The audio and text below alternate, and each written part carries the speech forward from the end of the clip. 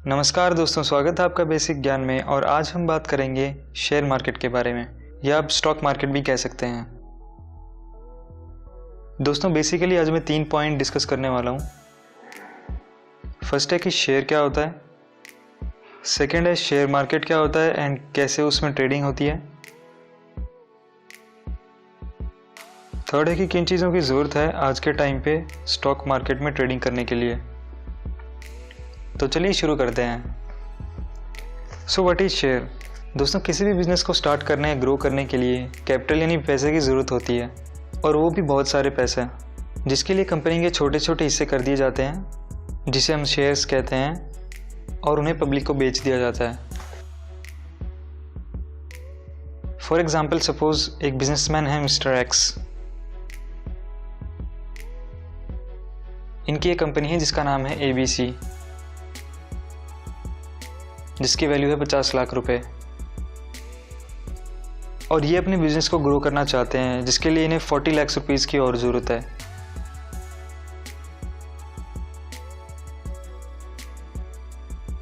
और mister x के पास इतने पैसे नहीं हैं, तो वो अपनी कंपनी के 4 लाख शेयर्स ₹10 पर शेयर्स की फेस वैल्यू के साथ मार्केट में इशू कर देंगे। दोस्तों फेस वैल्यू कंपनी को शेयर इशू करने से पहले डिवाइड करनी पड़ती है, जो जनरली ₹10 पर शेयर होती है। अब जो पब्लिक है वो ABC कंपनी के शेयर्स खरीदेगी और मिस्टर एक्स को मिल जाएंगे 40 लाख रुपए बिजनेस की ग्रोथ के लिए। एंड जो शेयर होल्डर्स हैं उन्हें मिल जाएगी कंपनी की हिस्सेदारी। पर इसमें जो शेयर होल्डर्स हैं उनको फ़ायदा कैसे होगा, क्या उन्हें कंपनी प्रॉफिट देती है, इसके बारे में आज दोस्तों आगे बात करेंगे। पहले हम जान लेते हैं शेयर मार्केट क्या होता है। दोस्तों जैसे आपको अगर कुछ परचेज करना होता है तो आप मार्केट में जाते हैं, वैसे ही शेयर्स की बाइंग एंड सेलिंग के लिए भी मार्केट्स होती हैं। दोस्तों पहले के ज़माने में जब कंप्यूटर एंड इंटरनेट इतना यूज़ नहीं किया जाता था, तो जो शेयर्स की बाइंग एंड सेलिंग है वो फिजिकली होती थी, ऑक्शंस वगैरह जो बोली लगती थी शेयर्स की। लेकिन आज के टाइम पे जब इंटरनेट का इतना ज़्यादा यूज़ होने लग गया है तो ये सारा सिस्टम ऑनलाइन हो गया है। आप घर में बैठ के भी शेयर्स की बाइंग एंड सेलिंग वो कर सकते हैं।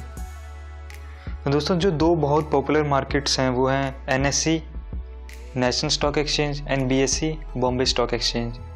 दोस्तों ये 2 बहुत ही पॉपुलर मार्केट्स हैं जिनके अंदर सबसे ज़्यादा बाइंग एंड सेलिंग्स होती है शेयर्स की। और इसके अलावा भी कई और मार्केट्स हैं, जैसे कोलकाता स्टॉक एक्सचेंज भी है, पर जो सबसे 2 पॉपुलर हैं वो यही हैं NSE एंड BSE। दोस्तों जितनी भी कंपनीज होती है जो अपने शेयर इशू करती है, उनको पहले अपने आप को इन मार्केट्स में रजिस्टर करवाना पड़ता है। दोस्तों NSE में 1700 कंपनीज लिस्टेड हैं और BSE में लगभग 5400 कंपनीज लिस्टेड हैं।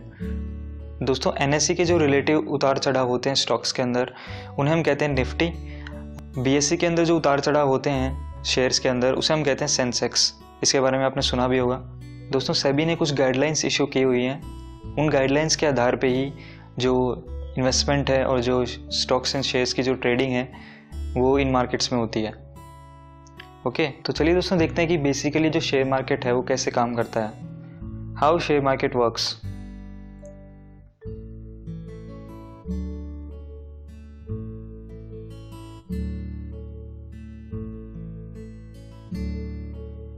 दोस्तों सपोज कीजिए ये BSE है, कंपनी पहले अपने आप को BSE में रजिस्टर करती है। एंड जो फाइनेंशियल ब्रोकर्स हैं वो भी शेयर मार्केट्स के लिए काम करते हैं एज ए एम्प्लॉय, उनका उसमें कमीशंस होता है। दोस्तों फाइनेंशियल ब्रोकर्स होते हैं जो पब्लिक होती है, जिनको शेयर्स और स्टॉक्स की नॉलेज नहीं होती है कि कौन सी कंपनी में इन्वेस्ट करना चाहिए, कौन सी कंपनी में इन्वेस्ट नहीं करना चाहिए, तो वो आपको एज ए एडवाइस देते हैं और आपके लिए जो बाइंग एंड सेलिंग है उसका काम भी करते हैं वो, और बदले में आपसे कमीशन लेते हैं।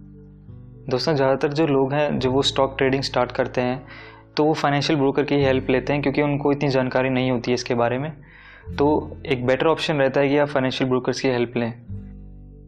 दोस्तों सपोज कीजिए मिस्टर B हैं, उनको इतनी नॉलेज नहीं है शेयर एंड स्टॉक्स के बारे में, तो वो कांटेक्ट करेंगे फाइनेंशियल ब्रोकर को शेयर्स खरीदने के लिए, और फिर जो फाइनेंशियल ब्रोकर है वो मिस्टर C को कांटेक्ट करेगा उनके शेयर्स खरीदने के लिए। अगर मिस्टर C बेचने में इंटरेस्टेड हैं तो वो फाइनेंशियल ब्रोकर को कांटेक्ट करेंगे अपने शेयर्स बेचने के लिए, और वो फाइनेंशियल ब्रोकर जैसी रिक्वायरमेंट है मिस्टर B की, उनको उसके हिसाब से कांटेक्ट करेगा वो शेयर्स परचेज करने के लिए। अगर दोस्तों मिस्टर B को सारी नॉलेज है मार्केट के बारे में, तो वो डायरेक्टली भी मिस्टर C के साथ परचेज कर सकते हैं, तो फाइनेंशियल ब्रोकर को उनको कमीशन नहीं देना पड़ेगा। तो दोस्तों ऐसे जो है बेसिकली शेयर मार्केट काम करता है। तो दोस्तों अब बात करते हैं कि जो शेयर होल्डर्स है वो प्रॉफिट कैसे कमाते हैं। दोस्तों, जब एक पर्सन एक कंपनी के शेयर्स खरीदता है तो उसमें कोई खास लिमिट नहीं होती है। आप एक छोटी अमाउंट से भी स्टार्ट कर सकते हैं, लाइक 500 रुपये से भी स्टार्ट कर सकते हैं और करोड़ों में भी जाती है वो। तो उसी हिसाब से दोस्तों, जो ओनरशिप राइट्स हैं और जो अदर वोटिंग राइट्स हैं या फिर बहुत तरह के राइट्स होते हैं, वो उन्हीं शेयर होल्डर्स को मिलते हैं, उनका जो शेयर का प्रोपोर्शन है उसके हिसाब से। तो मैं आपको एक एग्जांपल देके समझाता हूँ दोस्तों कि जो एक कंपनी का बहुत छोटा सा हिस्सा परचेज करते हैं वो इससे कैसे प्रॉफिट कमाते हैं। तो कंपनी ABC का एग्जांपल लेते हैं दोस्तों। इसकी फेस वैल्यू है ₹10। इसने इशू किए हैं 4 लाख शेयर्स ₹10 पर शेयर के हिसाब से ₹40 लाख के लिए।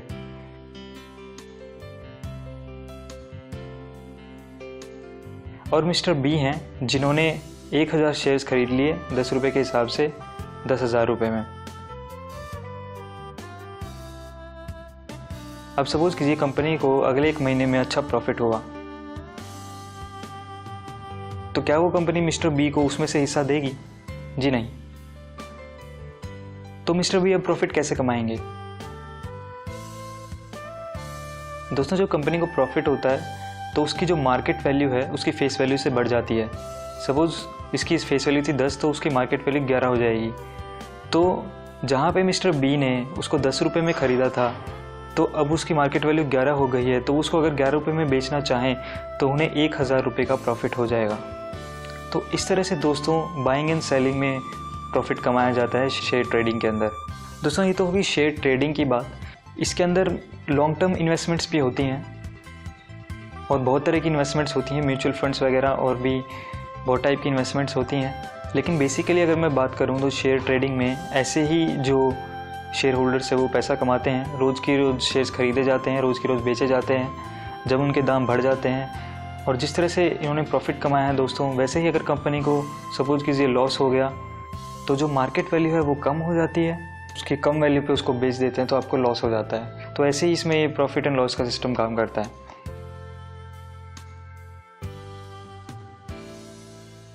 चलिए अब देखते हैं दोस्तों, स्टॉक मार्केट में ट्रेडिंग स्टार्ट करने के लिए किन किन चीज़ों की ज़रूरत पड़ती है। दोस्तों, इसमें पहले ज़रूरत पड़ती है एक सेविंग बैंक अकाउंट की।